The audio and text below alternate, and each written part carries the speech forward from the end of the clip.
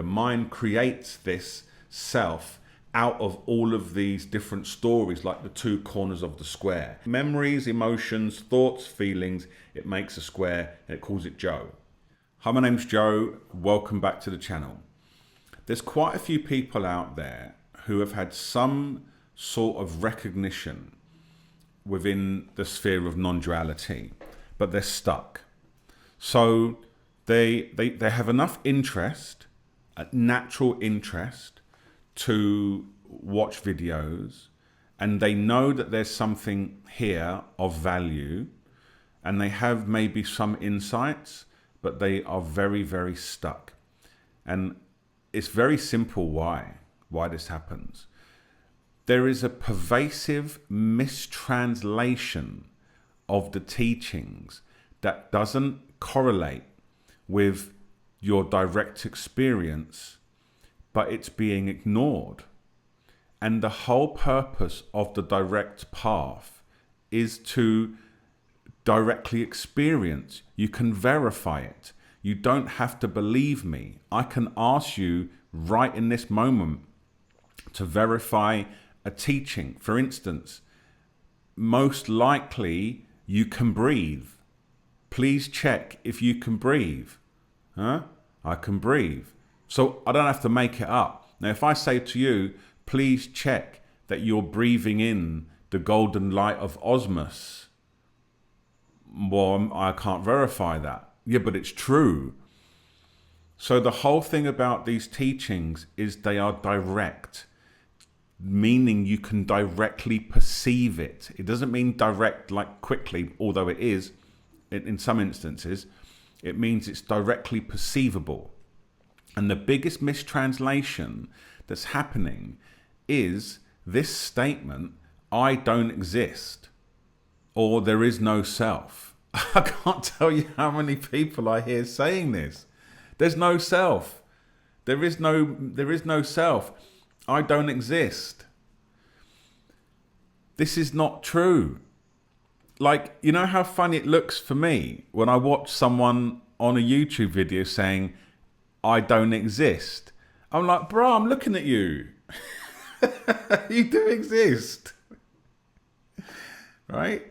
So the reason why this translation is being misconstrued is because it's sometimes in this field of study, teachers will use pointers that are applicable to a particular person, but they're not meant to be used as general tools.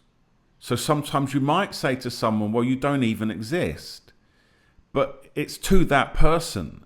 But that's then been picked up over the years, and it's become this thing where, you know, you see people going, oh my God, I don't exist. You do. You just said you don't exist, which shows you exist. It's very funny. And this will keep you stuck because you can't verify that you don't exist. You see what I mean? You can't directly you can't confirm that. And it's the confirmations that you have along the way about what's being pointed out that illuminates you, and then it becomes your own, and then it starts to become, it takes on a life of its own because the correct seeds, water and soil have been planted. But this I don't exist, it's a rock in the way. And then what it can start to cause, which is really sad, is nihilism. It leads to those videos where some people, and I'm not criticizing anybody because, you know, there's no one to criticize. I'm just joking. I'm not criticizing anybody. I'm just saying that I talk to my audience, and I'm here to tell you the exact path and all of the pitfalls that you can fall into. And there's many, many, many. There's so many. And that's one of the big ones. So not to criticize others, I'm talking to you. So I'll see someone say, they don't exist. And then what starts to happen is a few weeks or few videos later, they start to talk about how painful it is, how painful waking up is, because everything you have has gone. And there's nothing, it goes into nihilism. I don't exist, that's nihilism. And the opposite of nihilism is solipsism, where you believe you're the only mind that exists. And both of these are extreme positions, right? And the key guiding rail that I want you to hold on to for your entire journey, there are no places where you can hold. There is no solidity that you can hang your hat on. I don't exist. I do exist. I am this. I am that. Whenever you find yourself in one of these holding positions, you are now retarding your progress, or you're limiting your awakening. Okay? This is a free fall through space, but you know there's no ground. So, what is the correct way to look at the self? The correct way is there is no self that has an independent origin. And that's very, very different. So I, Joe, exist, but I do not exist as a separate self. I am included in consciousness. I am an apparition of consciousness. I'm comprised of consciousness, but I do exist. The illusion is that I exist as a separate self. So when you look at me walking down the street, you go, look, there's Joe. Joe's separate from me. Joe's an independent entity that has its own engine and motor and brain that emanates thoughts and consciousness. It's a separate entity. I can pull it out of the rest of the consciousness and put it over there, right? That's how separateness operates. We live in a world where we think all these individual beings are completely separate and they have their own energy source and power and volition and intelligence, and it's completely separate. And if I crush it, or I remove it, it's gone from the world. I took it away. Right? That's what I mean. If someone says to you, you don't exist, they're not adding on. You don't exist as a separate self. Right? Feel how that changes. To you don't exist, well, okay. Versus you don't exist as a separate self. The same way of saying that is yourself, who you take yourself to be, is included in the entire vista of illuminated mind. So much more joyful.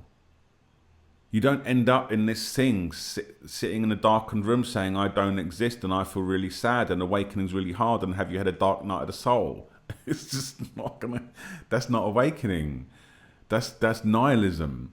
Awakening is like, my God, I don't exist as a separate self, which means I'm safe. Like the wave that recognized it's part of the ocean. Oh my God, look, I'm dissolving into the ocean. Bothered. It's like an iceberg. An iceberg melting into the sea. I wrote a poem about this, a really short one. It says, I am an iceberg. I'm not a, what was it? I'm an iceberg melting into the sea. And I feel happy because I am you and you are me. So if you know you're an iceberg and you're melting into the ocean of which you are comprised, is that a scary experience or is that a joyful experience? If you know you're the ocean, it is an experience of melting into oneness, which is what happens when we pass. Melting into oneness, we go home. The appearance, the existence, and existence means to stand apart from, right?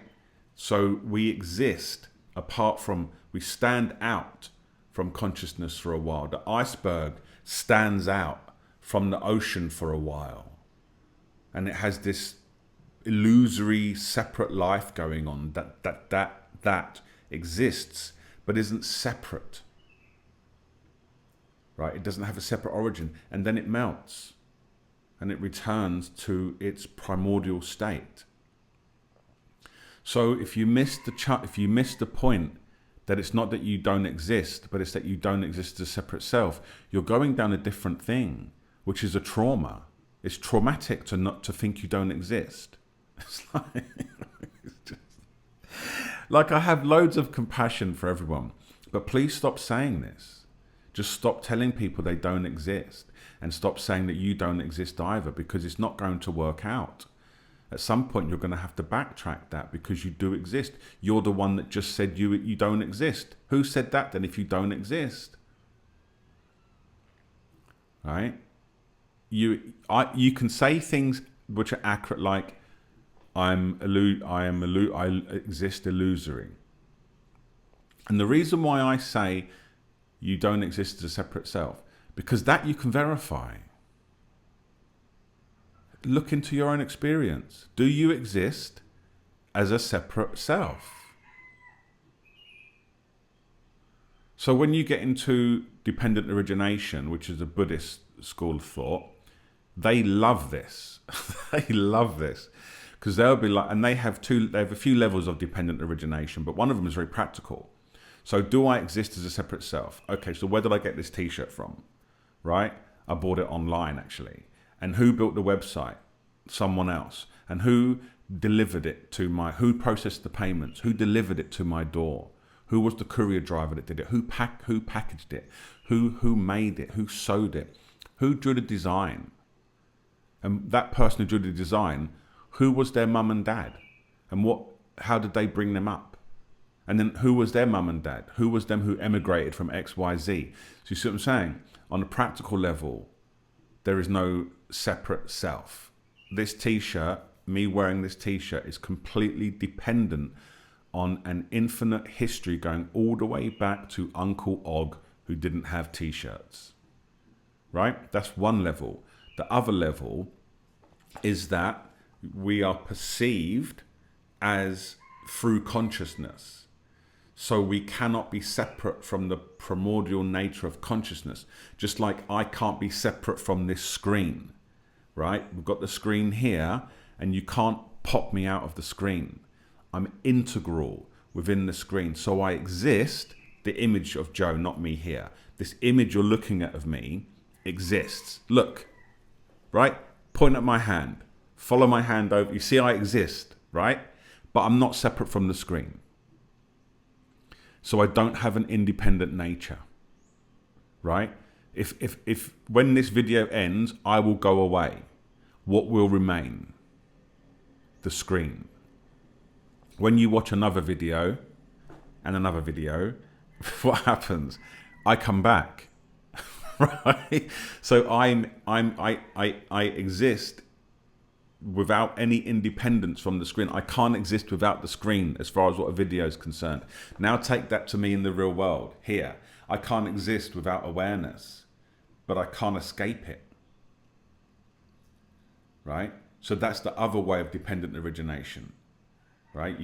It's this, if you believe that I'm separate from this consciousness, suffering occurs. That's basically the Four Noble Truths. There is suffering. There is a cause for suffering. The cause for suffering is you don't see, you're assuming independent nature. You are not recognizing dependent origination in all experience, right? So that is how we allow ourselves to explore who we are accurately without falling into a nihilism trap, and also not falling into solipsism. Because I'm obviously not the only mind, because you have a mind as well, right? But both of our minds are inseparable from great consciousness. You see, take up no extremes. And that's what I would like to share in this video today. It's such a beautiful topic, it really is. Because it's through that inseparability that all of the comfort appears. through non-duality, all of the enjoyment, the bliss of knowing oneself. I'll extend that statement, Sat Chit Ananda, which is from the Hindu scriptures, the bliss of knowing oneself, right? The bliss of knowing oneself is inseparable from the whole.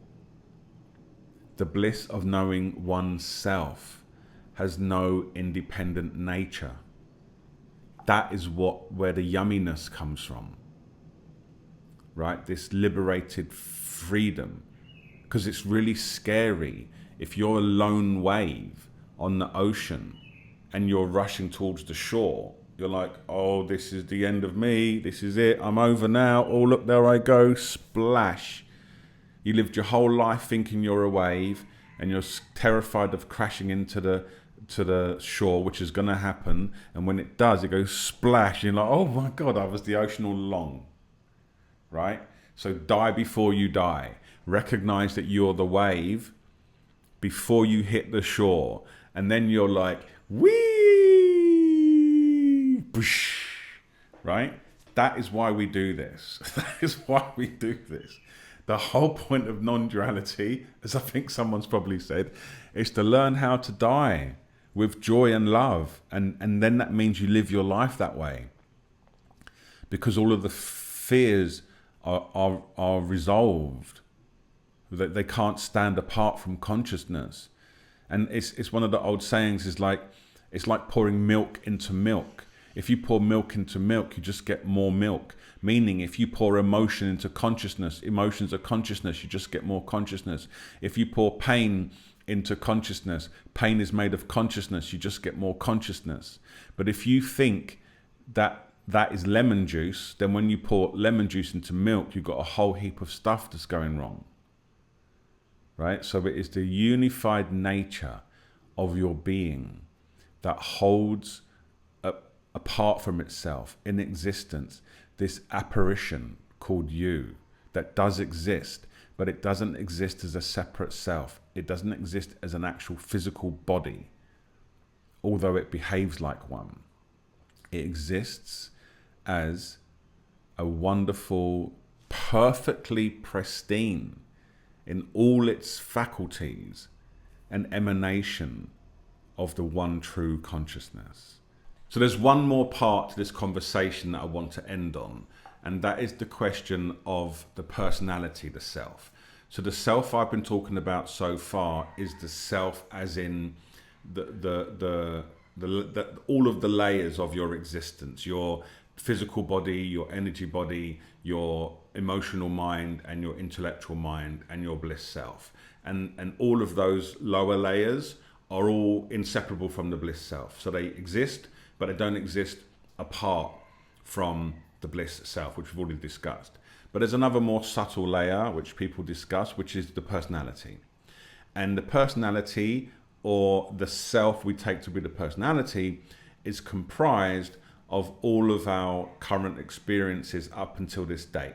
So all of our past memories, emotions, our causes and conditions, our tendencies, and all these things that create this character called Joe that likes this and doesn't like that, and speaks about this, doesn't speak about that, and has these ideas about who I am, my character. I'm a guy from London. I like to do a bit of music. I talk about awakening. All of that also exists, right? Even though it is an ephemeral formulation of the collective shape. I'm actually made a course about this, which I'm going to publish soon. But it's like a Gestalt triangle. When you put, well, let's do a square. So this is really not that great, but anyway, if I do that, I've created a square in the middle. I didn't create it. I put it there, so it's on the grey. You created it. Your mind is creating that square, but there isn't one, right? That is the other way in which things appear that they say don't exist. But that square, I can't really get it right. There we go. That square, it does exist. It's just not like a real square. Well, it is a real square, but it's not a square as in a thing. It's a square as in an appearance. So you see, even the subtlety of your personality, characters, formulas, all of your tendencies, vasanas, gunas, everything that makes you up, right? It does exist. It's just also not separate from consciousness. And in this case, it's slightly more subtle because it doesn't actually exist even like as a thing. It's a projection from the mind. The mind creates this self out of all of these different stories, like the two corners of the square. It only has the two corners, memories, emotions, thoughts, feelings. It makes a square and it calls it Joe, right? So that also exists. It's just insubstantial and it is an illusory projection from the mind, but it still exists. I can assure you there is a character called Joe who likes music and talks about awakening. Right? So I just want to end it there. I wanted to add that last bit in because, you know, these videos, they need to be all encompassing. Otherwise they become ineffective because they leave people with like, yeah, but what about the personality? Right? So that's why I included it in. But with that said, this is the end of this video. I hope you enjoyed it and I will see you in the next one. And don't tell anybody that you don't exist, because you do. Be more clear. Say, I don't exist as an independent self. My personality and the self that you know to be is a formulation of all of my past causes and conditions that are appearing before you now. But I'd suggest that you only say it to people who are actually interested or have asked you, because it's not a great way to open up a dinner date. All right, I'll see you next time.